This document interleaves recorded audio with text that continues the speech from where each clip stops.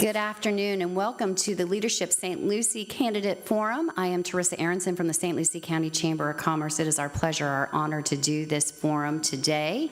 And we are going to start with our very first race after I introduce my co-moderator, Mr. Tom Campenny. And of course, our official timekeeper is Robbie Giacconi. She is with the Leadership St. Lucie program. And for those of you at home, we are going to address several races here, and in any race in which both candidates were not able to be present, we are going to allow the candidate that could be with us 4 minutes to tell us a little bit about themselves. We will not, however, be doing a question and answer period. So much of the rules do not apply to this particular race, as we only have one candidate. So I will not go over them at this time. Just so you know, we didn't allow you to bring any literature or anything up with you, just water, and we are going to be timing you. And when you have 30 seconds left, Robbie will hold up the aptly 30-second pad, and when you get to 15 seconds, she will maybe hold up the 15-second pad. And when your time's up, she will hold up time's up, and we will be and ring the bell, and we will be very adamant that you cease speaking at that time. So if you are ready, we are going to start, and we will allow you to introduce yourself and give us 4 minutes on you and your candidacy. Okay, wonderful. My name is Nicole Hagenson, and first and foremost, I'd like to thank you all for being here and for inviting me. I'm running for Florida State Representative in District 54, which covers all of Indian River County and the northern slice of St. Lucie County, so I have a very small portion of St. Lucie County. Still relevant and 10% of my vote, which is part of the reason why I'm excited to be here and speak with you all today. I want to give you a little bit of background about myself, a little bit about my profession, talk about the issues, and hopefully earn your vote November 6th. First and foremost, I'm a second-generation Air Force veteran. My dad served for 21 years. I served for 8 of my own, both active duty in the Florida Air National Guard, the 125th Fighter Wing in Jacksonville. So service runs in my family. I also have 2 uncles that served in the United States Marine Corps, so you could say it's in our blood. I'm also a mom of 5, and yes, I know you're all thinking, whoa, you look so young. Well, you know, 2 of our kids are adopted, so I can't take credit for all of them, but yes, there are 5 kids. I'm a hard worker. I've been working my whole life since I've been in the United States Air Force up until a defense contractor. I worked 10 years defense contracting in Melbourne, Florida, where I managed budgets in excess of $600 million through sequestration, still made a profit for my company. And the reason I tell you that is I know about government waste and what we can do to clean it up going forward. So I can take that knowledge with me into Tallahassee with me. So why am I running? I'm only the 5th non-Republican to run in my race since at least 1996, and that's as far back as I could go with the electronic records. So I'm running to give a choice, to give a balance. We've had 2 decades of one-party rule, and that needs to change. We need balance. So there's a few things that I want to talk about. First and foremost, has our environment gotten any better? Past 2 decades, is it getting better or is it getting worse? Let's shake things up, let's change things. Particularly for my race, the things that are local to us are biosolid dumping and the non-regulation of that. I want to put more regulations in place to make sure that what we're putting out on our crops isn't transferring nitrates into our water. I want to fully fund Florida Forever. The reason I want to do that is because we need to buy the land. That's what we voted to do. That's what we want to do. I also care about health care. There are 800,000 Floridians right now that we could help by expanding Medicaid. And it's estimated between 36 to 40,000 of those are veterans like myself. Veterans that do not have access to health care through the VA that we could support. It will also bring an additional $500 million to our budget, annual budget. Why wouldn't we do it? So we need to make healthcare more affordable and more accessible for everyone. Our children, They're suffering right now on multiple reasons, whether it's from the gun violence that we've experienced in schools this past year, or it's because our school system is ranked almost dead last in the entire nation. What we are number one is sending public education dollars into the private sector at 6%. That's almost $1 billion. I want to redirect those funds, put them back into the education system, raise our teacher and support staff salaries, and begin to support our teachers and give them that dignity. I also want to support vocational training. So my name's Nicole Hagenson. I'm running for Florida State Representative here in District 54, and I hope to have earned your vote because I want your vote this November 6th. Thank you. Thank you, Ms. Hagenson.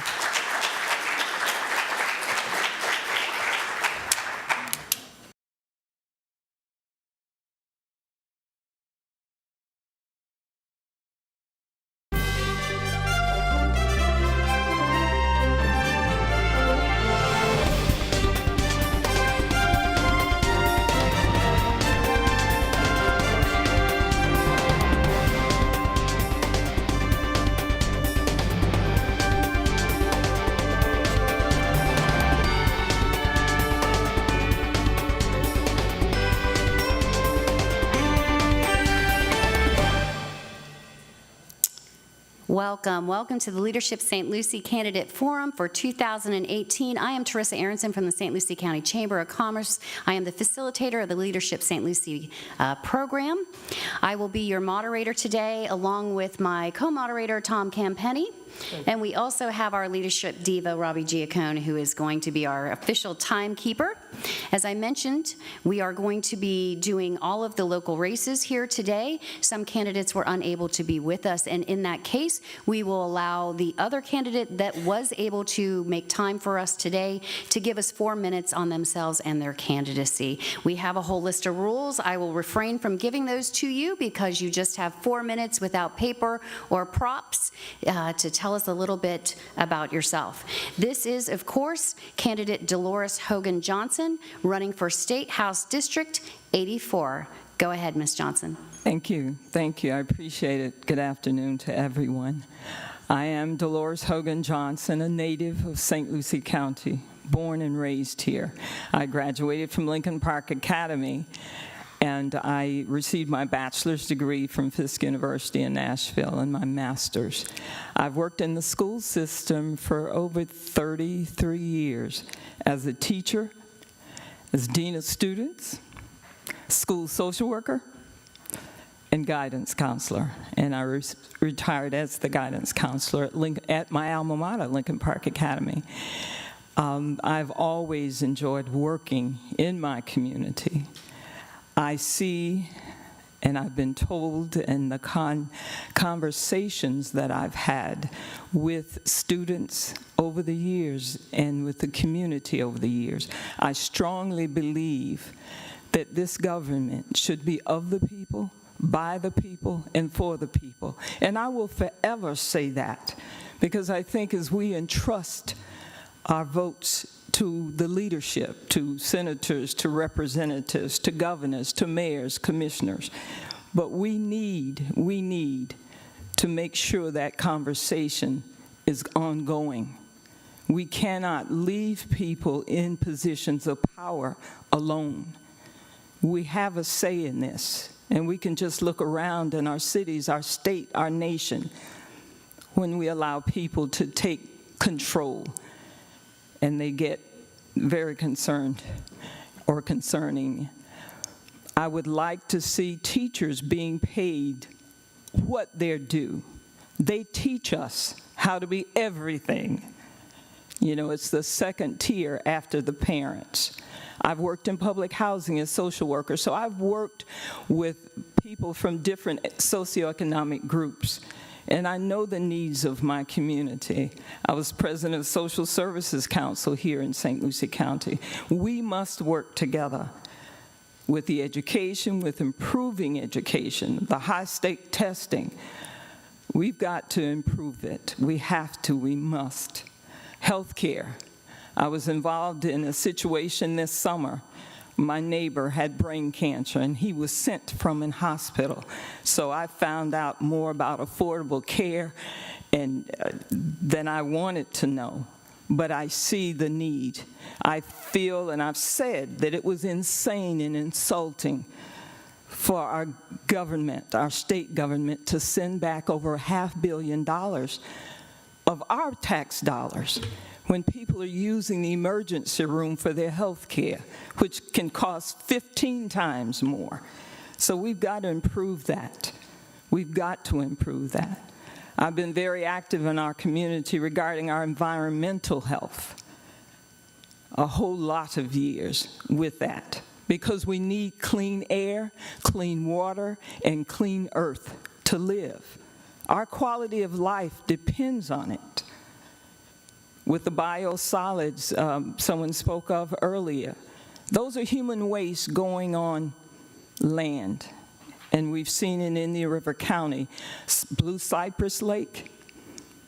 We've got to be careful. We've got to make sure that our leadership is listening to us. We need the community to come together from city government, county, and the state, and work together. I'm Dolores Hogan Johnson, and I appreciate the opportunity to speak with you, and I appreciate your vote on November 6th. Thank you. Thank you. Thank you, Ms. Johnson. And again, that is candidate Dolores Hogan Johnson, State House District 84.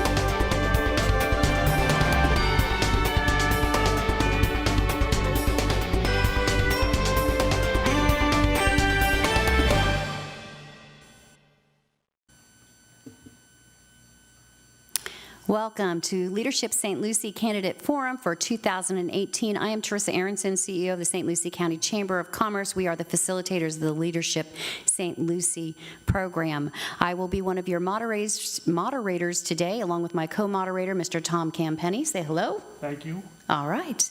And we also have our official timekeeper, and that is Robbie Giaccone. She is from the Leadership St. Lucie program and is a longtime Alumni Council member. I am going to introduce the candidates and go over the rules. Of course, we have District 2. This is St. Lucie County Commission District 2, and our candidates are Mr. Anthony Bonner and Mr. Sean Mitchell. I'm going to go over the rules with both of you for just a moment. What we're going to do here is a 3-minute opening statement. We're then going to take turns asking you 3 different questions. You will have 2 minutes to respond to that question, and then you will have 3 minutes for a closing remark. There is no interaction between candidates, no interruptions. You're just going to take your 2 minutes to answer the questions and move on. There will be no winner. This is not a debate, it is a forum. So everybody does understand the rules. Nobody has anything up there on the dais, and we are ready to start. Yes? Okay, yes.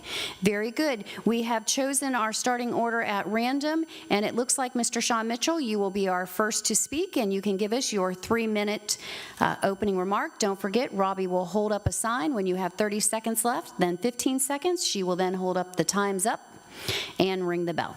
Are you ready? Yes. All right, proceed. Okay, thank you first and foremost to the Chamber for having me here today. My name is Sean Mitchell, and I'm your candidate for St. Lucie County Commission District 2. There's 3 reasons that I feel that made me decide that I want to run for office. One is jobs. For the last 20 years, I've had a leadership position where I've created thousands of good-paying jobs in this county through apprenticeship training. Back in 2010, we applied for and received a $500,000 grant in collaboration with the Career Source Board and the Board of County Commissioners and several local apprenticeship programs. I'm proud to say that it's still up and running. It's located 1 mile north of Midway Road at the Gwenda Thompson Center. It's called the Green Collar Task Force, and we've graduated hundreds of men and women that live here in this county, not only for jobs, but for careers. So I think it's important with the port expansion and the jobs at the airport that this should be a high priority for our citizens here, that there are different pathways to the middle class. I have a daughter and a daughter-in-law that are public school teachers, and I have a son that chose a different way to the middle class, and he chose 4 years of apprenticeship training, and I'm proud to say that, very proud of my children. The second reason that I feel that I'm running for office is public safety. We've seen in the last few years the danger that our children and our grandchildren have gone through. And I'm proud to say that I've been endorsed by the State Fraternal Order of Police, Sheriff Ken Mascara, the local paramedics and firefighters of St. Lucie County, and recently the Port St. Lucie Police Department, because it's paramount to make sure that our children and our grandchildren are safe. So I'm happy to see that we've, sometimes we get mandates from the state about having resource officers in every school. Well, sometimes the money doesn't follow it. So I'm a big proponent of public safety. And number 3 is our waterways. We've been having a problem with blue algae and the red tide, and this has been going on for decades. And this isn't a political issue. We all breathe the same air, we drink the same water, and we should put our priorities on cleaning up the waterways and make sure that we're a tourism state, so it hurts small businesses and people that utilize our waterways, and people come here to visit our beautiful area. So I think that should be of paramount importance. Just a little bit about myself, and I've got 30 seconds left to tell you. I'm a proud father of 6 children, 7 grandbabies. I've lived here for 27 years. I moved here in 1991, and I went through apprenticeship training, and I'm just happy to live in this county, and I like to see it not only be good, but be great. So thank you so very much. Thank you. Mr. Bona.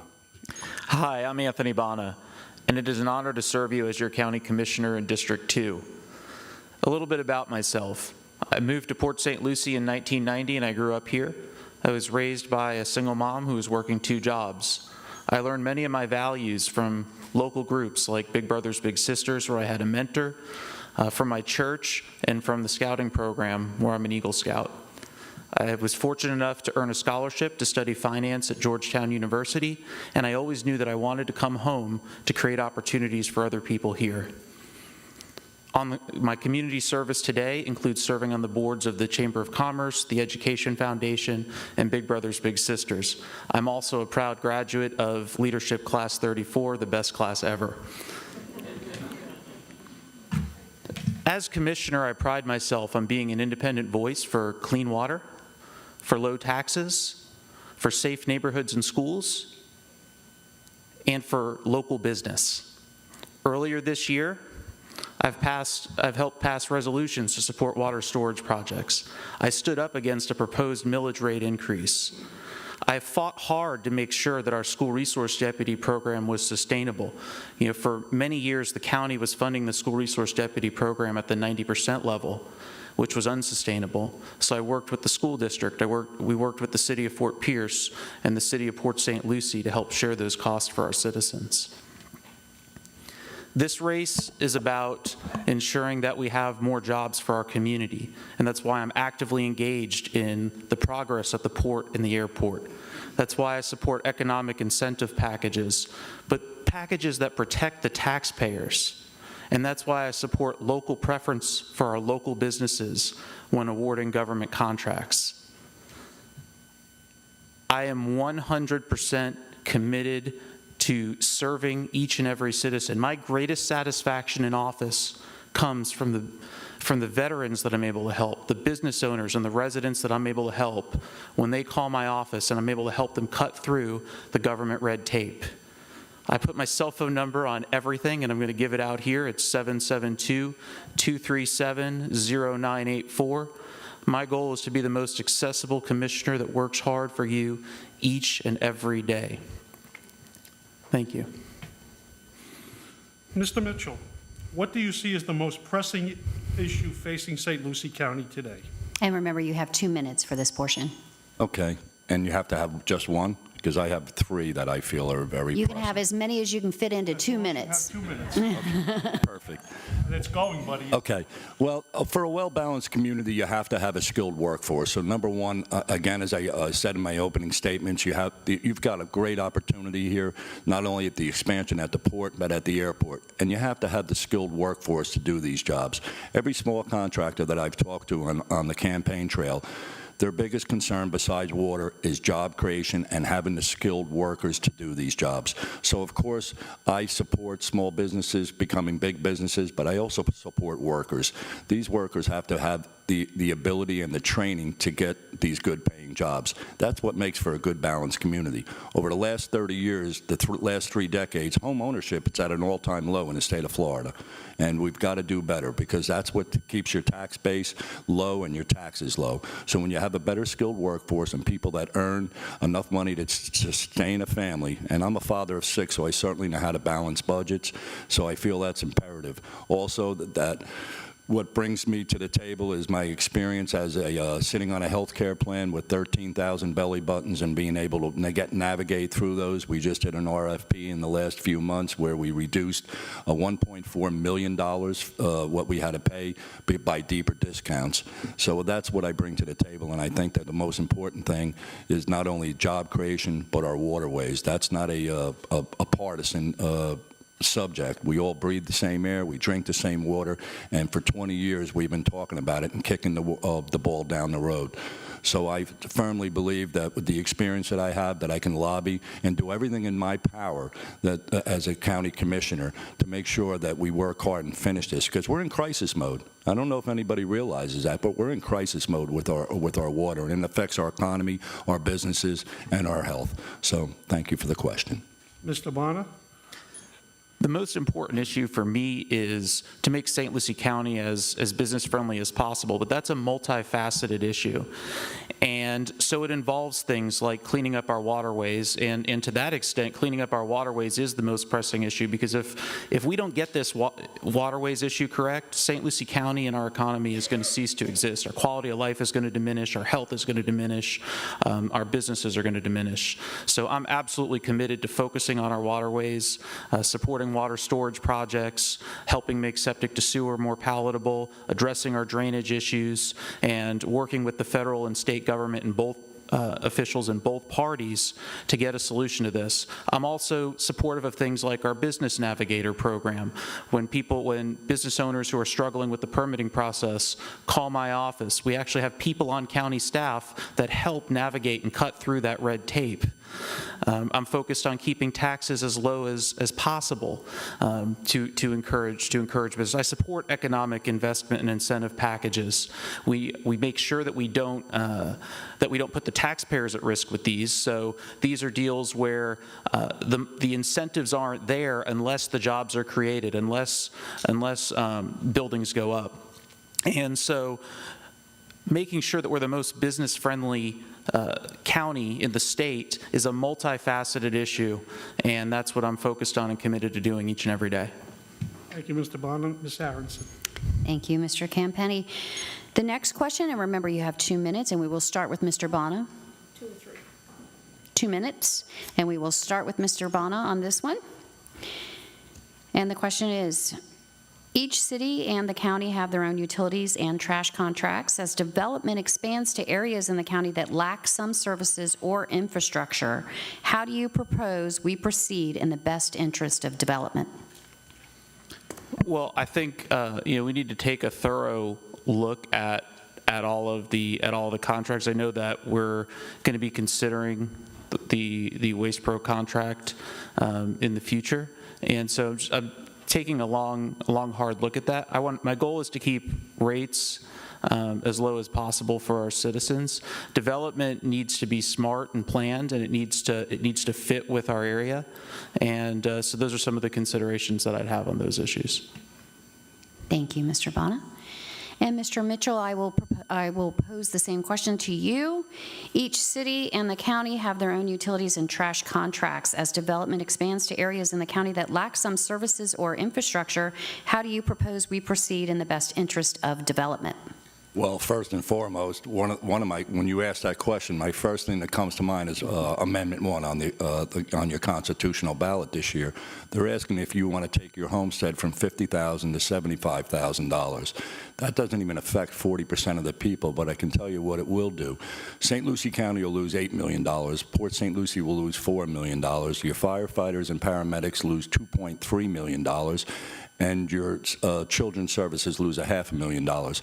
So if you have cuts to your budgets like that, and then you're asking for a sales tax, I don't know how we can possibly fix the problems that we have. And there's septic to sewer.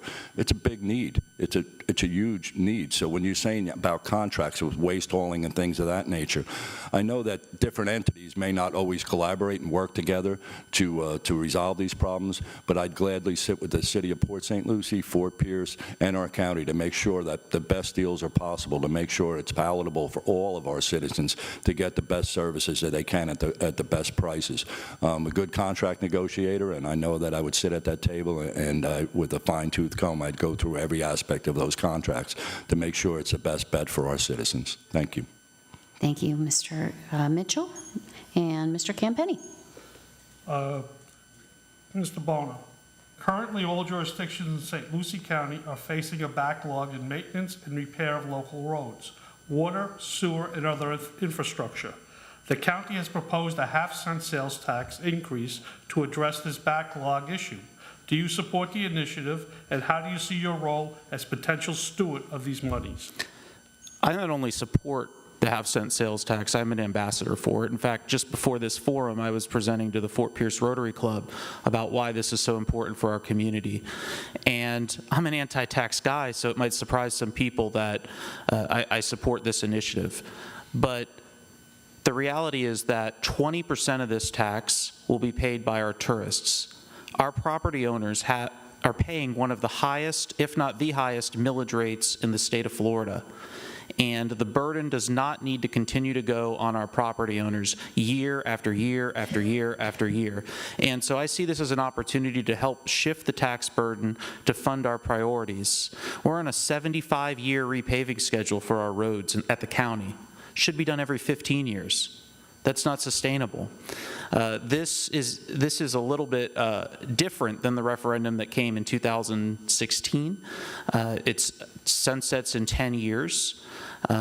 It's got unanimous support from the city of Port St. Lucie, the county, the city of Fort Pierce, and St. Lucie Village. It's got the chamber on board, it's got the realtors on board, and our community is really pushing hard for this because paving Prima Vista is very important. Fixing Edwards Road is very important. Lakewood Park, Harmony Heights, all of these areas in our community are very important, and our county needs to do something to address this.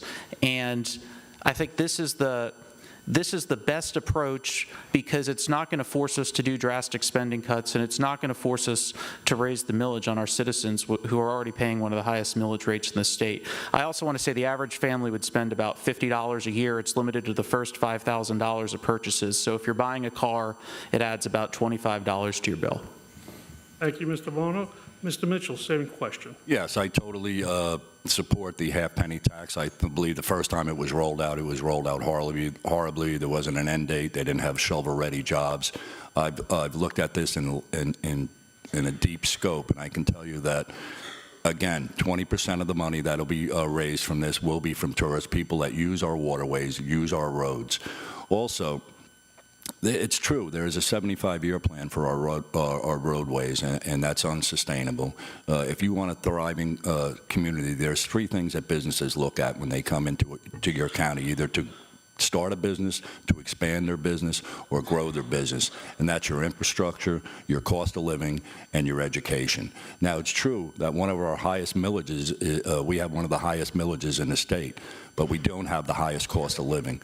I travel back and forth to work to Palm Beach County every day, and I see many cars either West Palm Beach Police, Riviera Beach, Palm Beach Gardens Police. They're working down there, but they're living up here, and that's because our taxes are much lower on your property appraised, what you pay on your appraisal of your property. So I'm a businessman's Democrat, and I want to make sure that our taxes stay low. I fully support the half-penny tax because, again, when companies want to expand their businesses or come here, you have to have the right infrastructure for those businesses to get their services to market.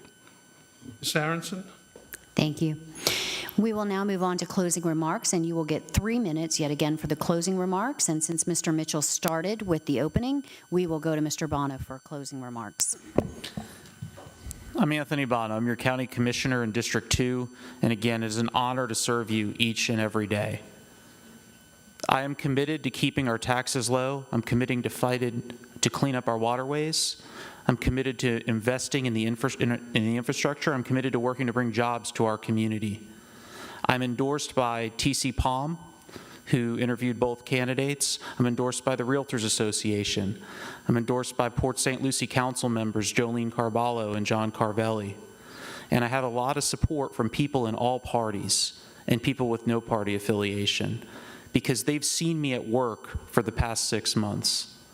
They've seen me fighting to keep our school resource deputy program sustainable. They've seen me take action on the waterways. They've seen me help business owners get through the permitting process. They've seen me help veterans get in their benefits. I have a proven record in a short time, and I'm committed to continuing to serve for 4 years. T.C. Palm said that I deserve a full term because my competitor did not make a compelling case to remove me from office. I am your local candidate. Over 75% of my contributions are from St. Lucie County, 78% of my competitors are from outside the Treasure Coast, 75% are from the Treasure Coast. And I'm committed to serving you each and every day. My cell phone again is 772-237-0984. If I can ever serve you in any way, please give me a call. This community means the world to me, and it's an honor to serve it. Thank you, Mr. Bono. And Mr. Mitchell, you will now have 3 minutes for closing remarks. Thank you. Again, my name is Sean Mitchell, and my slogan since the beginning has been about people over politics. Not only have I been endorsed by every constitutional officer, but I've also been endorsed by your Fraternal Order of Police, your firefighters, your paramedics, Republicans, Bill Patterson in the crowd, former state committeeman and chairman of the St. Lucie County Republican Club, Jane Rowley, I call her Miss Tradition, and broad support not only from them but from the people. I'm a people over politics guy. I have been all my in life. I have the opportunity because I'm not a state committee man. I've never taken an oath where I have to support just people from my party. I've endorsed people over politics. I've endorsed people from both parties because I am the guy that is about people over politics. I'm a job creator. I like to say that I don't do the ribbon cutting ceremonies because the people that I represent, they don't go to the office, they build the office. And we have a unique opportunity. We have a great county, and we can only get better if we have the skilled workforce and the people that can help keep a well-balanced community by keeping our taxes low. You keep your taxes low by having a good, thriving community, people that go to work every day, and not just about jobs, but about careers. I'm proud of the man that I am, the community leader. I've served on your Career Source Board, your Planning and Zoning Board, your Contractor Licensing Board. I have a Down daughter, Jessica, so I'm a big proponent of Special Olympics and people that have special needs. I have a 92-year-old mom that means the world to me, and I need to make sure that our seniors are taken care of because them and our children are our most precious commodity. I'd be honored to have your support. I look forward to helping this county become the great county that it is, and I love living here, and I appreciate your support, and vote for Sean Mitchell on November 6th. People over politics. Thank you. Thank you, Mr. Mitchell. Thank you to both of our candidates, Mr. Anthony Bono and Mr. Sean Mitchell. These are your two St. Lucie County Commission District 2 candidates. Thank you.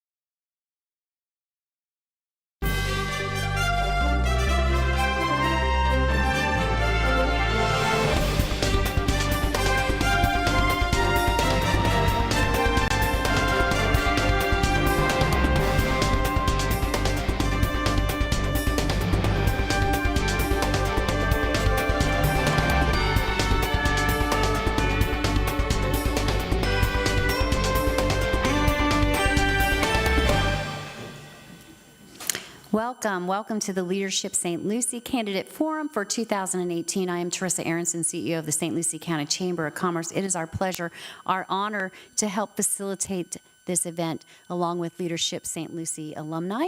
And of course, representing them today is Robbie Giacconi, who is serving as our official timekeeper. I will serve as one of your moderators along with my co-moderator, Mr. Tom Campenny. Hello. Since we have both candidates with us, we are going to go over a few of the rules for this forum. First off, it is a forum, not a debate. That means no interaction between the two candidates. You will get 3 minutes to give us some opening remarks. We will then pose 3 questions. We'll take turns posing the 3 questions. You will get 2 minutes to answer, and at the end, we will give you 3 minutes for closing remarks. Remember, there is no interaction between candidates, and we have chosen the order of which we will start at random, and it looks like Ms. Franny Hutchinson will be first up, and if you see the 30-second paddle, that means obviously you have 30 seconds. When you get to time's up, she's going to warn you again at 15 seconds, and then time's up with a bell ring. At that time, we do ask that you cease speaking. And we are going to go ahead and get started. If you're ready, Ms. Hutchinson? I'm ready. All right, your 3 minutes begin now. First off, I'd like to thank the Chamber and many members of the leadership groups that come through here today for having us. This is an opportunity for not only to educate yourself, but also to educate the community in regards to the candidates and the different amendments that will be on this year's ballots. As was mentioned, I am Franny Hutchinson, and I've had the honor and the privilege of having served St. Lucie County for the past 8 years, representing all the community. In those last 8 years, we have made many successes. We have been successful in building and diversifying our economic stability, job opportunities amongst all of our residents, with the creation of partnerships between the cities, our community leaders, Economic Development Council, and thereby creating jobs across the field that are good-paying jobs. In those 8 years, we have moved forward with now at the International Airport, where we have employed out there over close to 1,400 people. It is basically employed out. It needs new buildings. It needs new space. That's our future. We have moved forward in the past 8 years with actually having public participation in purchase of port property, which over the course of the years can lead us into another 900 jobs available. That's predicted. These are success stories, and this is why I'm asking for your vote for another 4 years with St. Lucie County. I would like to continue what we've started, continue building on the foundation that's been laid, and ensure that there's a bright future for everyone in St. Lucie County. A little bit about me. I am a mom of 5. I am a prouder grandparent of 11 little angels. And I've been married 41 years to the man of my dreams. I've lived in District 4 for 26 years. I'm a native of St. Lucie County. I chose to stay here, raise my family, and remain here and make it a community that's successful for everyone, for future generations. Once again, I'm Franny Hutchinson. I'm your candidate for County Commission District 4, and I hope that I'm earning and ask for your vote on November 6th. Thank you, Ms. Hutchinson. Ms. Henderson, you two now will be given 3 minutes for your opening remarks. Good afternoon, everyone. My name is Helen Henderson, and I'm your Democratic candidate for St. Lucie County Commission District 4. I just want to share a little bit of information about who I am. I'm an educator. I'm the program chair of the Criminal Justice and Homeland Security program at Kaiser University. I'm a criminal justice professional. I am a former United States probation officer, in addition to other criminal justice fields. I am a mom of twin boys, 9 years old, and I'm a first-generation American. My parents came to this country about 50 years ago and settled in New York, which is where I was born. I was born and raised in New York, but St. Lucie County has been my home for the last 15 years. I am running because I believe my lived experiences has prepared me for the opportunity to bridge gaps amongst community members, representatives, and agencies throughout St. Lucie County. I'm running for my family and for your family, because the issues that affect you affect my family too. Again, my name is Helen Henderson, and I'm running for St. Lucie County Commission District 4. Thank you, Ms. Henderson. Mr. Campenny? Mrs. Hutchinson, what new services and existing programs do you believe should be a priority for the county? That's a multi-answered question, a multi-question there. It depends on which area of interest you're in, too. And to me, all of the issues within the county are important enough that they should take a priority. From an environmental standpoint, I think that the collaboration that we've had and the partnerships that we've had with the state and federal government are working, but I think it's more important that the county focus, and would do so if it had the opportunity to be elected again, would focus on our own water basins, neighborhood stormwater projects that would then lead into cleaning up our waterways through the water basins as they travel through many of our canals and into the St. Lucie River. That's a program that needs there. It's a program that then is accented with septic sewer programs that can be worked out with our partners at the federal and state level to make it affordable for people to do the right thing. If it's a economic issue, it's the diversification of our jobs, making sure that the jobs that come here, and that's where I spoke earlier about many of the successes that we've had. These are jobs that offer careers, they offer benefits, and they offer a future career path for many of our residents here, where they can work in St. Lucie County and not have to drive out of the county. If it is issues of social recognition, those are issues that we work with the school boards, along with many of our nonprofits, to help address the needs of the community that need the most. Ms. Henderson, the same question to you. What I think is necessary primarily is to create a collaborative local government that's working with our agencies. When we look in our community, there's been some great strides, but there's so much more work to be done. We have statistics. The United Way ALICE data states that 71% of our residents in Fort Pierce that have children can't live securely off their income. And 40% of homes with children in Port St. Lucie are facing the same issues. So we need to create a government that will work collaboratively with the local groups to figure out how we can assist them. We have issues when we look at our educational system. What I would like to see happen is that we're working collaboratively with our school districts to ensure that every school in this county are receiving the same resources so our students can have equitable education across the board. In terms of creating opportunities in this area, we need to be able to attract jobs and careers and opportunities for our residents that will allow them to make ends meet. So these are the things that I think need to be worked on in the community. Thank you. Ms. Aronson? Thank you. And this question, we will start with Ms. Henderson. And the question is, currently all jurisdictions in St. Lucie County are facing a backlog in maintenance, repair of local roads, water, sewer, and other infrastructure. The county has proposed a half-cent sales tax increase to address this backlog issue. Do you support this initiative, and how do you see your role as a potential steward of these monies? I absolutely support it. I think one of the things that we need to look at as a county commissioner is always how we can grow responsibly without putting a burden on our residents. And this half-cent tax allows us to kind of share that responsibility. It shares it with the tourists that will come to our community. I support it because Port St. Lucie, Fort Pierce, and St. Lucie County as a whole will benefit from this half-cent tax. I have had the opportunity to kind of share this information with people in the community so they have a better understanding of what this half-cent tax would do for our community.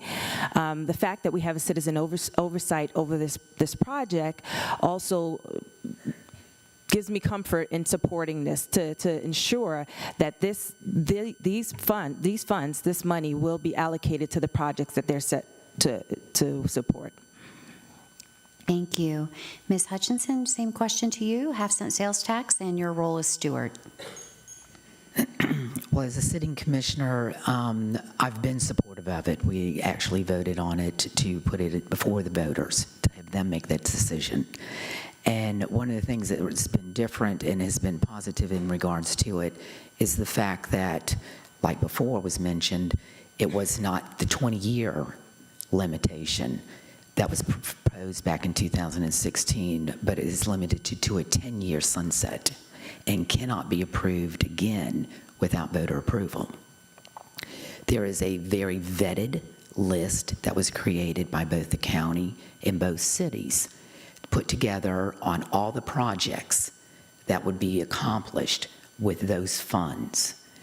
So not only is it dedicated by resolutions by each of the cities in the county, it is also going to be secured under state law because it's an infrastructure tax and can only be spent on certain things that are told and not diverted off elsewhere. It has a layer of protection by a Citizens Advisory Committee, not one, but 3 different ones. Each city in the county will have a Citizen Advisory Committee that will go over each of the projects, make sure they're done, and make sure they come in on time and at the cost that they're proposed to come in.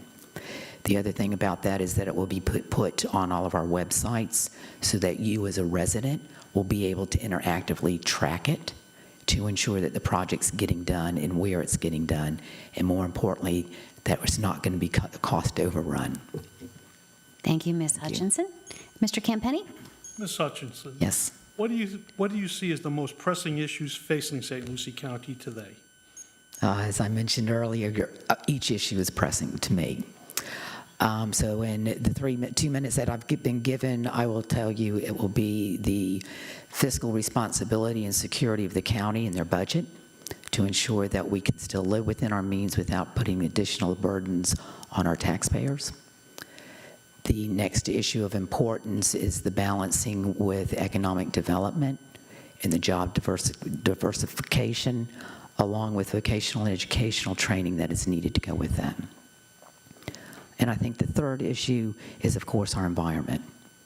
And it is one of the projects that I've been very key on in regards to water quality with our 10 Mile Creek Reservoir.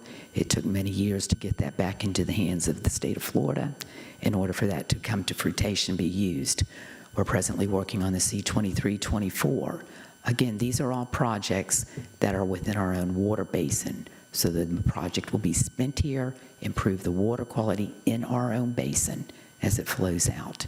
It's kind of hard to keep going to Washington and the state and asking for funds if I can't do it in my own backyard. Protection. As was mentioned earlier by some of your other candidates that we had up here, St. Lucie County has been very supportive of supporting the school resource officers. In the past, we've took the biggest chunk of funds for that, and it's one I'm very proud that we've continued, even though the state's not come to the table as they probably should have. But we've continued to support those efforts and the mandates that they've passed down to us. So it's the protection of the community, the promotion of the county as a whole, and then the service that we all have to have. Thank you. Ms. Henderson, same Yes. question. So there are multiple issues that affect our county. Again, as an educator, I always stress the importance to my students of seeing the entire picture and seeing how things connect with one another. In terms of wanting to bring better jobs and greater opportunities in our community, we can't do that if we're not looking at all the pieces of the puzzle. We have to ensure that we are expanding our skilled workforce. We have to work on our infrastructure. We have to be able to create an incentive to bring businesses into this community. Our environment is facing some really challenging times right now, so we have to have individuals that will advocate vigorously on those issues. So all these issues kind of interconnect with one another. So there's not just one pressing issue, there's a combination of them. I pledge to work collaboratively with the commission to bring ideas, to work with the chamber, to work with other agencies in our community to ensure that whatever decision we're making, it is the best decision for all our residents in our county. Thank you. Ms. Aronson? Thank you. We will move on to closing remarks, and you will get 3 minutes for closing remarks. And since Ms. Hutchinson started with opening, we will go to Ms. Henderson for closing. You'll have 3 minutes. They start now. Okay. Again, my name is Helen Henderson, and I am running for St. Lucie County Commission District 4. As we spoke today, there's a lot of issues that are plaguing our county, and it's important that we work together. It's important that before we make decisions about lives and livelihoods, which is exactly what the county commission does, is that we get all the pieces and get all the evidence and get information in terms of what the research says and make decisions for the individuals that live in this community. We have people in our county that cannot make ends meet. They're working 2 to 3 jobs. We talk about, there's been talk about the unemployment rate being low, but when we look around and see individuals that are saying that they can't make ends meet, even with the 2 or 3 jobs, it tells us we have a lot more work to do in this community. I am asking for your vote because I pledge to you to work collaboratively with other individuals in this community to make St. Lucie County a place that is thriving responsibly for everyone that resides in this county. Again, my name is Helen Henderson, and I'm running for St. Lucie County Commission District 4. Thank you, Ms. Henderson. And Ms. Hutchinson, we'll move on to your closing remarks. You'll get 3 minutes. Thank you, and once again, I'd like to thank the chamber and each of you that have come out here tonight to hear your candidates speak. As I mentioned earlier, I've had the honor and the privilege of having served the county for 8 years. And once again, I'm going to ask for an additional 4 years. Because you see, I look at the positive side. Are the issues out there? Yes, they are. But in the past 8 years, we've made positive, proven, strident, very good moves into the future. Look around. People actually have jobs again. Several years ago, they didn't. Look around. Businesses are opening, they are coming to the county because we have now a proven track record that it works. It wasn't done by just the county commissioners, and it wasn't done by one. It was done by a community that was brought together and fought to make it right. I'm asking you, as Franny Hutchinson, for 4 more years to keep that momentum going, to make that success a reality for everybody. Once again, I understand the issues. I have a track record. Check it out. It goes from the veterans within our community to the school children in the protection of our communities. It goes all the way across the board. I offer you a proven track record in positive leadership. I understand the issues are about you. They're about your family, your economic stability, your future, and it's about your quality of life. Once again, I'm Franny Hutchinson, and I'm asking for your vote on November 6th. Thank you, Ms. Thank you. Hutchinson. And once again, these are your 2 candidates for County Commission District 4, Ms. Helen Henderson and Ms. Franny Hutchinson. Thank you.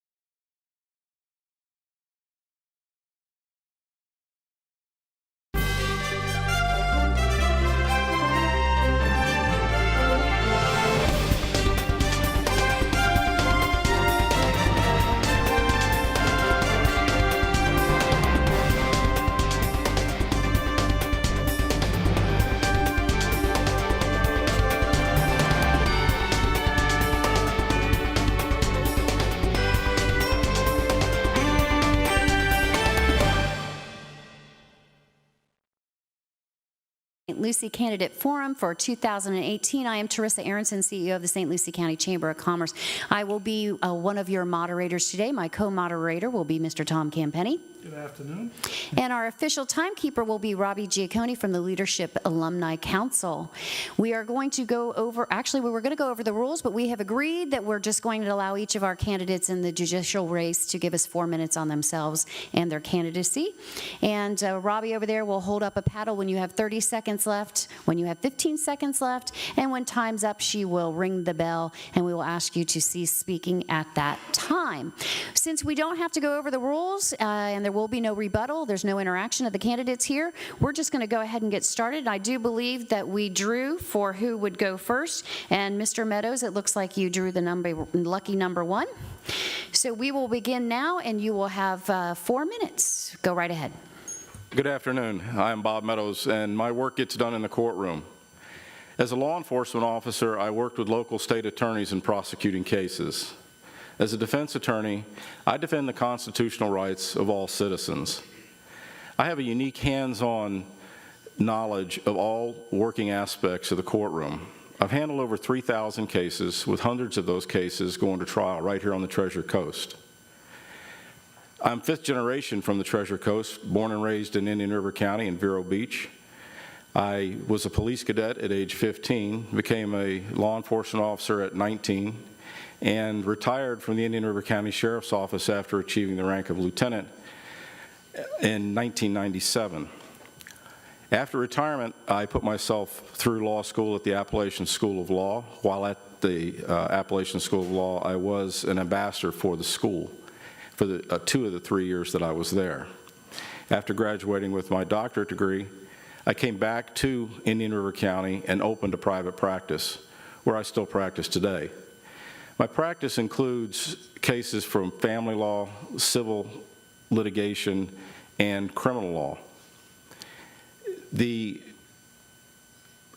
job of a circuit court judge includes more than just a good working knowledge of the law. It includes a grassroots understanding of the community in which they serve. A circuit court judge has to have the demeanor and the confidence to manage their courtroom. But most of all, they have to respect all of those who come before them, whether they're civilian, plaintiff, defendant, or attorney. I possess all of those qualities. I am Bob Meadows. I am the most uniquely and diversely qualified candidate to become your next circuit court judge, and I would appreciate your support. I'm Bob Meadows. Thank you. Thank you, Mr. Meadows. And Ms. Smart, you too will have 4 minutes to tell us about yourself, and your time will start now. Good afternoon, everyone. I want to thank everyone for coming out this afternoon. My name is Nerlane Smart. I'm running for 19th Circuit Court Judge, Group 19. And I want to explain to you the 19th Circuit is made up of 4 counties. That's St. Lucie, Martin, Okeechobee, and Indian River counties. I currently serve this community as an assistant state attorney, also known as a prosecutor. I work out of the Fort Pierce office, and I've been in that capacity for approximately 10 years. I also have the honor and privilege of having been a St. Lucie County judge. I was appointed to that position in June of 2015. I took the bench in July of 2015, and I served in that capacity until January of 2017. I graduated from Vanderbilt University School of Law back in 1993. In fact, this September, I celebrated 25 years as a licensed attorney here in the state of Florida. I also have the experience in that I've had my own law practice where I did civil cases, and I also did criminal defense. What I want you guys to know is this. You know, as far as credential-wise, we both have the credentials. But as far as who we are as a person, because really that's what it comes down to for judges. I was born in Haiti. I came to the States when I was 4 years old. And my parents both worked very hard. My mom and dad came to the States first, and they sent for us. And they taught us at an early age about giving back to this community, to the United States of America that has given so much to us. And for the majority of my life, I have been a public servant. I truly believe in giving back to my community. I participate in many community activities. I belong to the Fort Pierce Women's Club, the Haitian Advisory Council, and also participated in the Police Athletic League fundraisers. So I believe in giving back. And what I'm asking these good citizens of the 19th Circuit to do is to look at the credentials of the candidates who are running. I want the opportunity to continue giving back to this community as a circuit court judge. And so go to smart2018.com. That's smart, S-M-A-R-T-T, 2018.com. Learn more about me, and November 6th, make the smart choice with 2 T's. Thank you. Thank you, Ms. Smart. That is your 2 candidates for the 19th Judicial Circuit Court Judge race, Mr. Bob Meadows and Ms. Nerlane Smart. Thank you.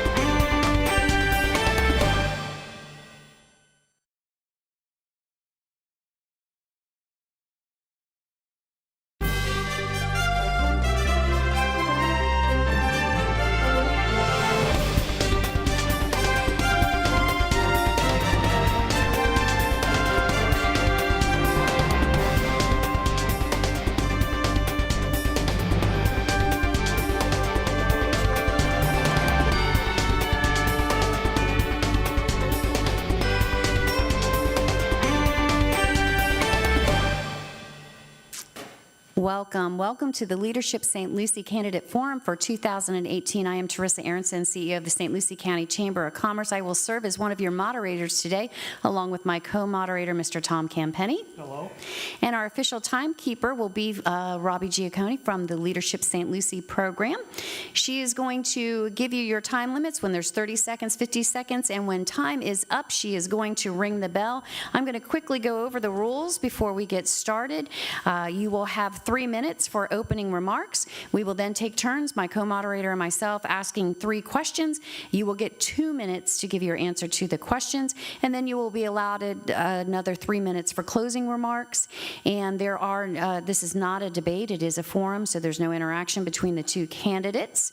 We drew earlier to find out which one of you will be able to go first, and it looks like Dr. Robert Levy will go first. And again, 3 minutes for opening remarks. Mr. Levy, if you're ready, we will start now. Thank you. My name is Dr. Robert Levy. I'm not a career politician. I'm a physician and businessman. And I'm running because I'm tired of politicians who are all talk and no action. As a 35-year resident of the Treasure Coast, I have seen our river destroyed year after year, blue-green algae, now red tide, due to the inaction and lack of attention from the Florida legislature, that it still refuses to fully fund Amendment 1 in Florida Forever. This was passed by more than 72% of the populace of the state of Florida. It's necessitated a court case to force the legislature to do the right thing. And I'm going to change that. As a physician who's still practicing, long after I sold my practice to Martin Memorial Hospital, I'm at the Volunteers Medicine Clinic where I've been for more than 18 years. Matter of fact, I was there this morning, where on a weekly basis, I see patients who have been denied access to health care due to the policies of the governor and our Republican-controlled legislature that refused to expand Medicaid or look at other options for the Affordable Care Act. And I will change that. There are no physicians in the state Senate. The state Senate, or the state of Florida, $37 billion, almost 42% of the budget is Health and Human Services. There isn't anybody in the state Senate who's involved actively involved in patient care to determine exactly how care is going to be rendered. I will change that. As a parent, I've seen our teachers and students robbed again and again, year after year, as money is stolen from the lottery and shifted to private charter schools, most of which are for-profit, and I will change that. We need substantive criminal justice reform, where we stop locking people up for driving with suspended licenses and possessing small amounts of weed.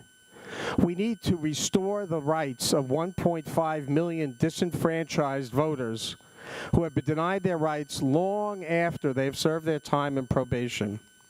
There are many other things we need to change. We need to make sure people have an affordable wage. We need to have common sense gun safety laws. And we need to protect a woman's right to choose. As your state senator, I will act for the residents of the Treasure Coast. My name is Dr. Rob Levy, and I would like your vote. Thank you. Thank you, Dr. Levy. And we will move on to Ms. Harrell. You'll have 3 minutes for your opening remarks, and your time will start now. First of all, I want to say thank you very much to the leadership class and to the Chamber of Commerce, St. Lucie County Chamber of Commerce, for hosting this forum. This is such an important thing to do. I was a member of Leadership Class 3 many, many years ago, and I am delighted that you all are being part of leadership. I have the honor and privilege currently of serving as your state representative right here in Port St. Lucie in District 83. I have served for the last 8 years, and previously to that from 2000 to 2008.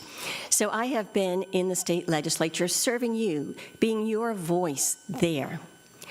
This last year, Senator Joe Negron, a dear friend, decided to retire early from his Senate seat, and he is now the seat 25 in the Florida Senate is open. I want to continue his legacy, and I'm so proud that he has endorsed me because we share so many of the priorities of making the Treasure Coast the very best place to live, work, and play. A little bit about me. I'm a 47-year resident of the Treasure Coast.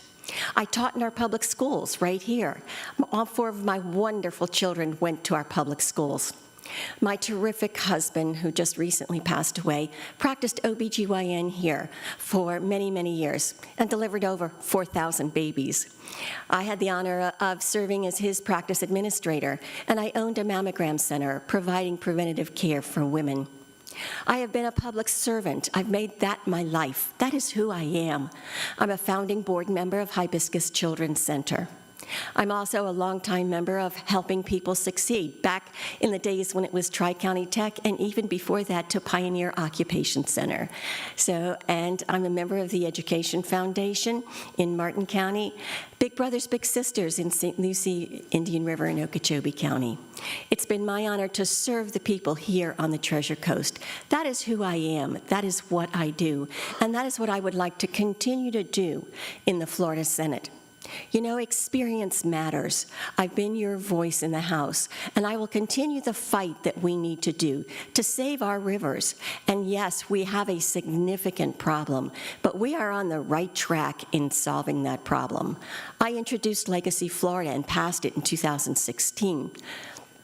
We are now putting $200 million each and every year for the next 20 years, $4 billion, into cleaning up that river, stopping the releases from Lake Okeechobee. And that is a key to dealing with the blue-green algae. I'll tell you more about that in just a few minutes as we go into our priorities. And I look forward to your vote in November. Thank you, Ms. Harrell. Mr. Campenny? Ms. Harrell, each year the state legislature passes laws that limit or preempt municipal home rule powers. If elected, would you oppose efforts to preempt municipal home rule powers? Are there any circumstances under which you would support a legislative preemption of home rule? The reason home rule sometimes gets preempted is because there are issues that are truly of a state nature that really need to be consistent across the state. So I look at each time a law is put in place or presented to us in the legislature to see how it impacts our cities, our counties, and our entire state. There are many laws that need to be statewide, but we need to empower our local communities. This is who we are. I think home rule, local community rule is absolutely key. I think we need to make sure that our local people have a voice, that you pass those ordinances that are absolutely essential for our community. Here in Port St. Lucie, we have a wonderful city council. I have worked with them on so many projects, helped bring home money for the McCarty Ranch, and the partnership that we have with the state there. That is key, that you have the ability to make those decisions here. I am a firm believer in making sure our cities and counties to have the ability to do what they need to do to keep our communities the very best that they can be. Thank you. Dr. Levy, same question. Thank you. I, too, am a firm believer in home rule. However, an extension of home rule, I believe, are the CRAs, which was created many, many years ago, which I think are vital to revitalizing many of our underprivileged or underserved areas. I would never consider, as his previous legislators have done locally, sunsetting the home rule provision. I think that nobody else has a business in telling us how to run things in our county, whether it's Miami or Panama City or Orlando. I've always been a proponent of this, and I believe that the CRAs are vital in that regard. And as I mentioned a few seconds ago, I would not be in favor of the sunset provisions that were passed by the Florida House, but thankfully struck down by the Senate. Thank you, Dr. Levy. Ms. Aronson. This time we will start with Dr. Levy. And the question is, do you support a local government being allowed to implement its own restrictions that govern short-term rentals, especially in light of organizations such as Airbnb running properties in residential communities? Again, this gets back to home rule, and of course we are. I'm in favor of allowing local individuals or local municipalities to enact whatever legislation that they want. That's the very vital, the definition of home rule. I believe that we have the ability, every county should be able to govern themselves accordingly, whether that's access to beach, whether that's paying, having taxes collected as regards to Airbnbs or other short-term rentals. I don't think anybody would differ in that regard. Thank you, Dr. Levy. And Ms. Harrell, the same question to you. Do you support local government being allowed to implement its own restrictions on short-term rentals? I think the local governments should have the ability to limit some restrictions on short-term rentals. We live in communities. We want our communities to be the area we chose to live in, and that really empowers our state. Our local governments need to be able to determine that. Zoning means a lot in the state of Florida. However, there are certain things that we want to make sure that there are perhaps some standards that need to be set at the state level. We don't want a bunch of crooks and criminals coming in and ripping off people. So there may be times when the state needs to intervene and say, we want to make sure that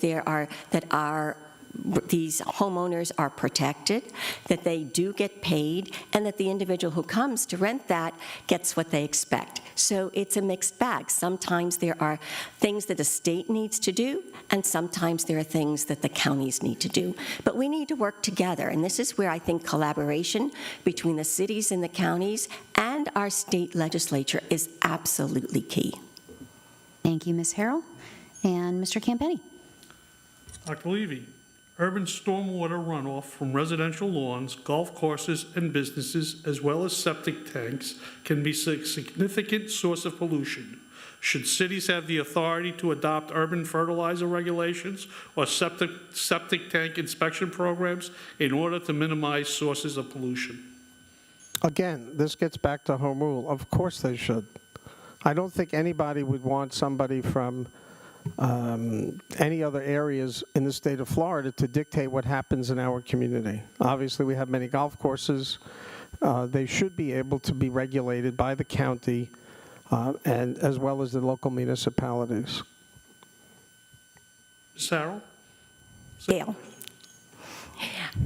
I think this is an issue that goes right back to our water issues and the many problems that we have with our local waterways. Making sure that local runoff, that pollution that's coming from our ground sources doesn't get into our rivers. That is one of the key issues in addressing blue-green algae. The nutrients that come into our waterways are real drivers of that, and that is what feeds that blue-green algae that comes out of Lake Okeechobee. Without those nutrients, the blooms would dissipate much more rapidly. I think the local communities should have the ability to do that. In fact, they do. We have many local ordinances. I know the town of Sewell's Point limits the amount of when you can fertilize, and I think this is important. I think there needs to be more of a partnership between our cities and our counties and the state government in septic to sewer conversion. That's why I introduced Legacy Florida 2.0, that would take 7.6% of Amendment 1 money and put it into a dedicated funding source year over year, $50 million, that would enable cities and counties to pay 50% and the state pay 50% of that septic to sewer conversion. We need to address this water issue locally with our cities and counties, but also on the state level. And that's why I work so hard getting Legacy Florida passed. That's going to give us that dedicated source to stop the releases. So between Legacy Florida and Legacy 2.0, we can solve this problem. We just need our federal partners to step up to the plate too. Thank you. Ms. Aronson? We will move on to closing remarks, and as Dr. Levy was able to go first on the opening remarks, we will start closing remarks with Ms. Harrell. Thank you so very much. It's been my honor and privilege to serve you in the Florida House of Representatives. I want to continue that service, continue the many things that we are working on, specifically about our waterways and solving the problem in these discharges from Lake Okeechobee. As I said previously, in 2016, I passed Legacy Florida, which is putting $200 million each and every year into comprehensive Everglades restoration, with priority given to stopping the releases from Lake Okeechobee. We've already put over $650 million. This is key to things such as finishing C-44, working on C-23, C-24. This is key to making sure we get that reservoir, Senate Bill 10, finished down at just south of the lake. All these projects, when in place, will really change the dynamics. And now I'm so delighted to report that the federal government has finally allocated the money, passed the WRDA bill yesterday, and I was talking with Congressman Mast. I'm delighted. We now have the resources from the federal government to really make that reservoir a reality, and importantly, to change the Lake Okeechobee regulation schedule. There's so much more to continue to work to make this happen. I also want to work on making sure our children get the very best education possible. I've worked very hard on changing how we teach teachers, making sure every child learns to read, especially those who have dyslexia. Affordable and accessible health care is another key issue. I've passed much legislation, the cancer drug donation bill. I work very closely with Martin Memorial on the VIM clinic and making sure that they get the funding, and we changed the law so that they could get the funding from the counties to help with that. I will be continuing to work on those issues. It's been my honor and privilege to serve you, and I would ask for your vote in November so that I may continue to be your voice. You, the people, you are the ones I am there to serve. That is what I have committed my life to do, and I ask for the honor and privilege of continuing to do so as your state senator in District 25. Thank you. Thank you, Ms. Harrell. And Dr. Levy, you also have 3 minutes for closing remarks. Thank you. Again, I'd like to thank the Chamber for putting on this forum. You know, unless you've been living under a rock, you would know that the biggest issue we have facing our community is the water. Part of the state Senate's responsibilities are to confirm appointments to the water management districts. I would make sure that those individuals are scientists, not shills for agribusiness. I would make sure that $700 million that was stripped from the DEP be put back. Unlike local representatives who've been in Tallahassee for 16 of the last 18 years, who have never served on an environmental committee, I would make sure I was that individual. In addition, I would never vote to extend leases in the sugar industry, which occurred as recently as 2013, where 35-year leases were reintroduced. By the way, that was passed by 110 to 10 in the House and 39 to 1 in the state Senate. Do you know who the lone dissenting vote in the state Senate was? Joe Negron. So I would think that individuals who are that concerned about the environment, that I'm not an election year environmentalist, I am here to represent all of the people of the Treasure Coast. In addition to the environment, as I mentioned, I would be a physician advocate in the state Senate, since there are no physicians in the state Senate to help dictate how care is rendered. I am not beholden to any special interests or the sugar industry, nor do I have $2 million in dark money that's coming at me by false accusations. I will be a representative for all of the people of Florida and specifically the Treasure Coast. And I would thank you for your vote and your support on November 6th. Thank you, Dr. Levy. And those are your two candidates for State Senate District 25. Candidates are Dr. Robert Levy and Ms. Gail Harrell. Thanks.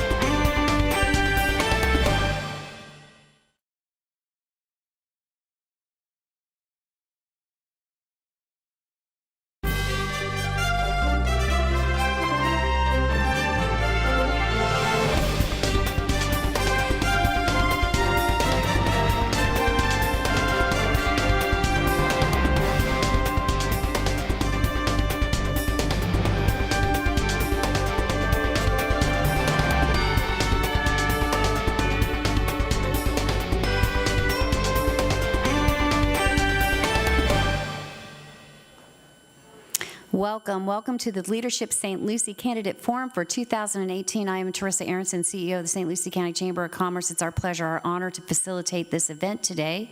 I have with me from the Leadership St. Lucie Alumni Council, Ms. Robbie Giacconi. She is our official timekeeper today. And my co-moderator this afternoon is Mr. Tom Campenny. Good afternoon. I am going to quickly go over the rules. This will be the State House District 83 race. We have two candidates, Mr. Toby Overdorf and Mr. Matt Theobald, and we are going to let you know how we're going to do this. There are 3 minutes for each of you to have opening remarks, and then we will ask you 3 questions alternating between myself and Mr. Campetti. You will have 2 minutes to answer each question. This is a forum, not a debate, so there'll be no interaction between the candidates. There is no rebuttal as well. You will also be allotted 3 minutes for closing remarks. We have chosen the order of which we'll start at random. It looks like Mr. Theobald will be going first. So we will start with 3 minutes on opening remarks. Well, thank you very much. I'd like to begin by thanking the Chamber and Leadership Florida for hosting this event. And I'd like to thank everybody in the audience for being here and for participating. It's so great to see everybody engaged in their democracy in action. I'd also like to take a moment and acknowledge the victims of the most recent hurricane up in the Panhandle. I know folks up there have woken up this morning to a tremendous amount of devastation, and I know they're looking to the government for assistance and comfort in a very difficult time. My name is Matt Theobald, candidate for State House District 83. I'm a Florida native, lifelong resident of the Treasure Coast, and a high school teacher, currently teaching American government and economics at the same high school from which I graduated. Prior to that, I served as a legislative aide in the state capitol, and before that, I worked in the constituency service office of U.S. Senator Bob Graham. It's my passion for public service that brought me into the classroom, and it's that same passion that brings me here today. In short, there's one word for why I'm running for the Florida legislature, and that is duty. a duty to my home, a duty to my students, and a duty to give back to the community that has given so much to me throughout my lifetime. Over the past 20 years, we've seen so many people and so many incidents largely ignored by our state legislature. I've grown up watching a river degrade before my eyes. I've seen the health of our citizens marginalized, and I've seen the safety of our students jeopardized. And after much consideration and much deliberation, I looked around and I said, now is the time to stand up and to keep these things from happening further and to prevent future generations from dealing with the same things that we're dealing with right now. I'm running to be your voice in Tallahassee and to offer you the hometown representation that you deserve. I thank you all very much for your time, and I would appreciate your vote on November 6th. Thank you. Thank you, Mr. Theobald. We will move on to Mr. Overdorf. Again, you will be given 3 minutes for your opening remarks, and time starts now. Well, thank you very much, Teresa, and thank you all to the St. Lucie County Chamber, to the City of Port St. Lucie for hosting us, as well as to Leadership St. Lucie. Thank you all for being here and for being a part of this, and for being a part of doing your civic duty. I actually remember I was through Leadership Martin as well as Leadership Florida, and is some of the best experiences of my life, and allowed me to really have that exposure statewide to our leadership structure. I'm a 26-year resident of the region here. I also have a master's degree in biology, and while I was working and while I was creating my company and moving forward, I decided to go back to school and also got an environmental MBA. I spent every other Saturday driving down and getting my degree, and so I know what it's like to sacrifice for gain. I have been a biologist for my entire career, and that has allowed me to learn about regulations, to learn about this region, and to learn every little aspect of it. I don't think there's a single road or a nook or a cranny in this entire Treasure Coast region that at some point I haven't either driven across, swam across, or crawled across. It is an incredible region here, and I'm so proud to have it as part of the area that I'm looking at serving. Within our potential future here, we have some issues associated with it. The foremost, of course, is the river. And looking at the river and looking at the opportunities there of restoration, and also for new opportunities, who else would you rather have up there and potentially looking at this restoration than a trained biologist and a person who's actually seen all of the areas that we're talking about, a person who understands the regulations and understands these issues. This is an area that I'm very, very comfortable with, and I look forward to the opportunity to be able to serve. The second area that I'm looking at and bringing forward is skills training, and allowing for these, for folks that maybe don't want to go to college and maybe they want a different type of career, let's give that opportunity to them. But I would like to put a skills training center back into every single school system throughout the state of Florida, at least one skills center throughout every school district. This is an opportunity that will allow for us to create an additional workforce throughout the state of Florida to serve those jobs. Right now, the state of Florida has increased their job output. We have record low unemployment throughout the entire state, all across every faction. We need to continue this momentum, continue the increase in wages, and we need to also increase the opportunities for education. The final area that I'm looking at also is increasing our third grade reading levels, and right now we're almost at 52% statewide to be on level. That's atrocious, and we need to get better at it. I thank you very much. My name's Toby Overdorf, and I look forward to representing you in District 83. Thank you, Mr. Overdorf. Mr. Campenny. Mr. Overdorf, municipal budgets are often strained by law enforcement and firefighter salaries and benefits, and new sources of revenue are needed. Do you support providing cities the authority to levy additional taxes, fees, or special assessments to help offset these public safety costs? So first of all, I'm endorsed by the St. Lucie County Fire District, as well as the International Firefighters. So yes, I do support items that would, in fact, help those organizations, number one. Number two, I'm an advocate for home rule, and that if a municipality decides what is best for them in that municipality, and it affects that single municipality, then yes, they should be allowed to move ahead with those with those issues, with that taxation potentially that is associated with them. So things like the St. Lucie County half-cent sales tax. If the citizens of St. Lucie County do in fact want to move ahead with that, that should be their decision of what they want to do with that half-cent sales tax. Mr. Theobald, same question. Thank you very much. When looking at this issue, I think a word that comes up that we've heard quite a bit this afternoon is the issue of home rule. It's an issue that I know very well. In fact, it's an issue that I teach lessons in my classes with, dating all the way back to the early 1900s, when the city commission system and local governments were first institutionalized here in the United States. I currently live between two of our wonderful CRAs in the area, in Rio, in Jensen Beach, and I see the wonderful things that home rule has to offer by these wonderful communities that, and I see the wonderful things that they've done. So with regards to the issue of local communities and making decisions relating to taxes, relating to CRAs, relating to supporting their local school districts, then I'm absolutely in support of them doing whatever they need to do in order to make ends meet. It's unfortunate that a lot of these communities have to make difficult decisions like this and place burdens on the local taxpayer because the legislature has simply not funded particular mandates in which they're required to meet. We saw this in Martin County with the passage of the 0.5% mill, where the Marjorie Stoneman Douglas Act virtually bankrupted or had the potential to bankrupt our school district.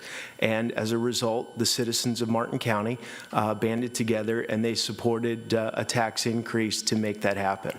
So I'm absolutely in support of that. It's just unfortunate that it has to be that way. Thank you, Mr. Theobald. Ms. Aronson. Okay, we'll start this question with Mr. Theobald, and the question is, under what circumstances, if any, is it appropriate for the state to reduce, repeal, divert, restrict, or otherwise use local government fiscal resources to fund state government priorities, such as tax cuts or to address state budget shortfalls? I know you gave me a certain amount of time to answer this question, but I can't think of a single instance in which that would be acceptable. So my answer would be none. Thank you, Mr. Theobald. And Mr. Overdorf, I pose the same question to you. Local dollars should be used locally. Local dollars should be used locally. Local dollars should be used locally. I think I answered the question. Okay, thank you to both candidates on that one. And Mr. Campenny. Mr. Overdorf, what are your priorities if elected? Well, when elected, I hope that I would have the opportunity, number one, to work on our river. This is an area that I'm, again, feeling very comfortable with and very strong about. We have a loud voice here in Martin and St. Lucie County. We have a legislative area that is very strong in looking at restoration.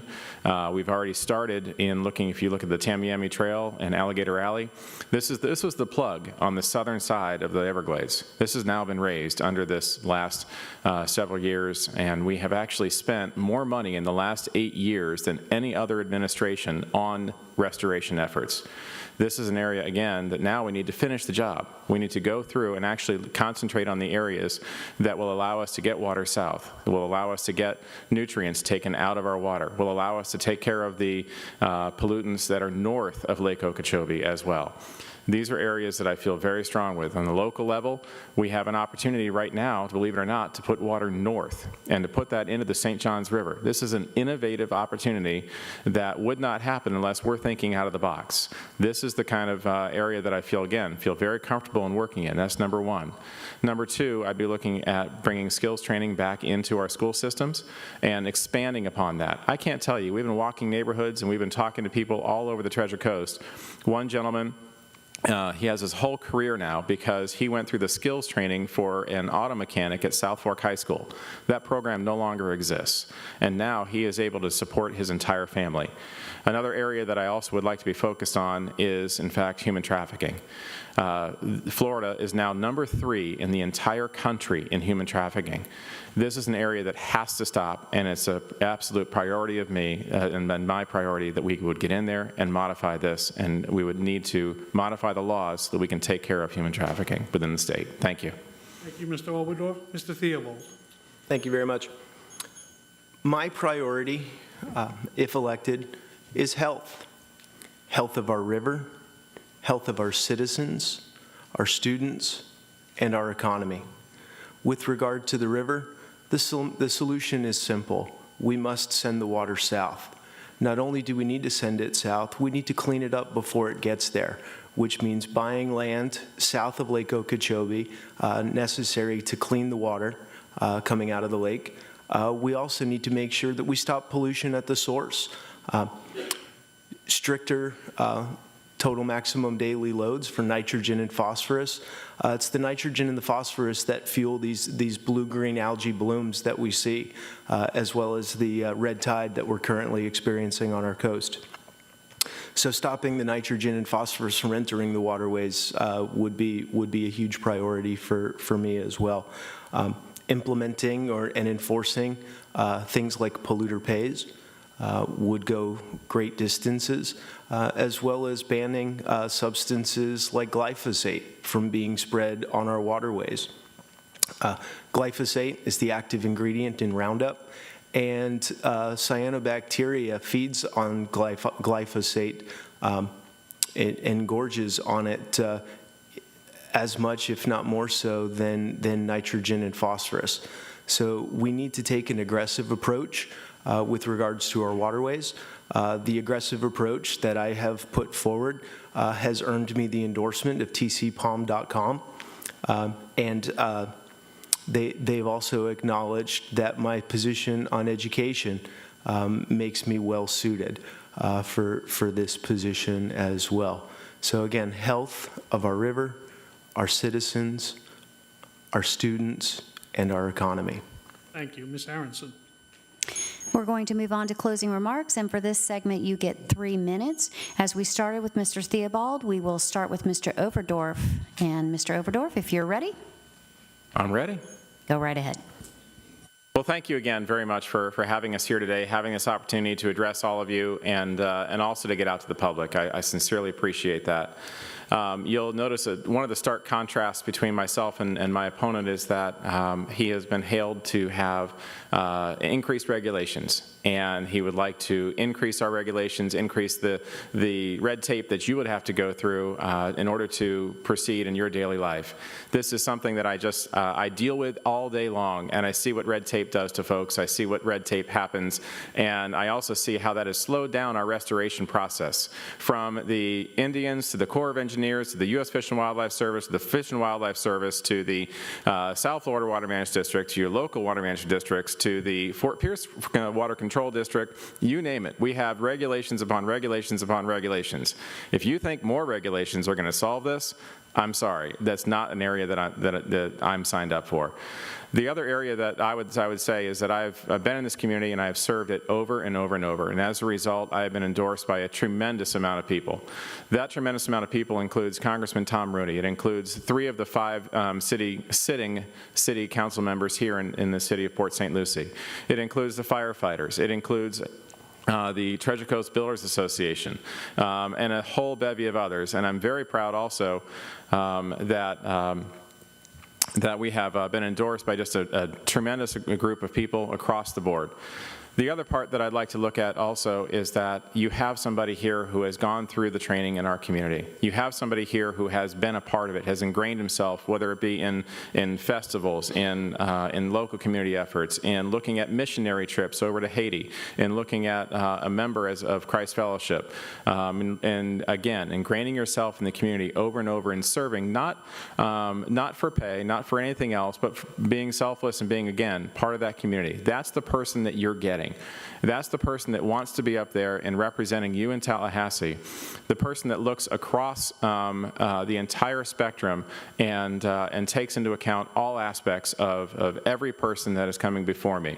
Your issues are important. I also realize that constituent service is going to be a large part of what we're looking at in that first year or 2 years of being in office. Ladies and gentlemen, it is your choice, obviously, to how you would like to have that representation for District 83. I propose that I am the best choice for that. I am the most educated. I am the most homegrown. I am the most, if you will, looking at the person who has really been a part of this community for a very long time and gave and selflessly gave back. Again, I ask for your vote on November 6th. My name is Toby Oberdorf, and I'm your candidate for District 83.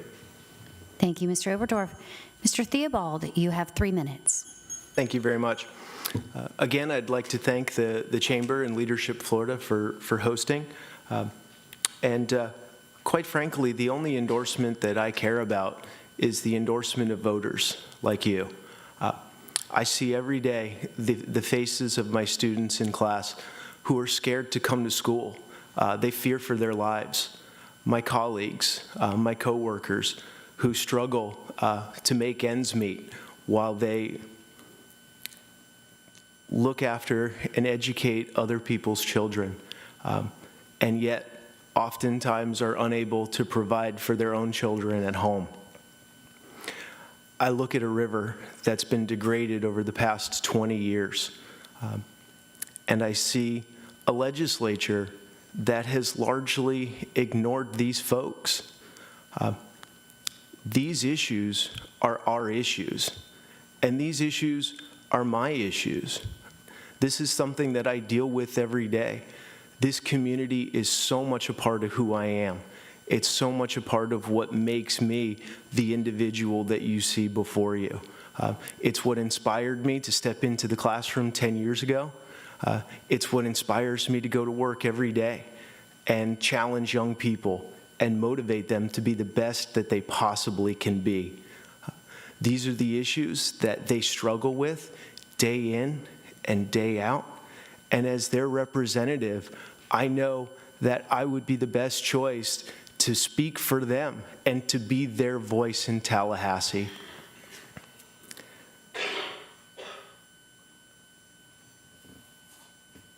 I can't think of a better way to close than by saying we are defined by our actions. It's something that I tell my students every single day. And simply put, you can say as much as you want about all the great things that you do. You can talk as much as you want about how great you are. But at the end of the day, it's our actions that define us. And what makes a representative a true representative is that they are from the area, they know the issues, they bleed those issues, and when it comes time to vote on those issues, which is the action of a representative, that they'll vote with the people's best interests in mind. I thank you very much for your time, and I would appreciate your support on November 6th. Thank you, Mr. Theobald. And that concludes State House District 83. Our 2 candidates here were Mr. Toby Oberdorf and Mr. Matt Theobald. Thank you, gentlemen. Thank you.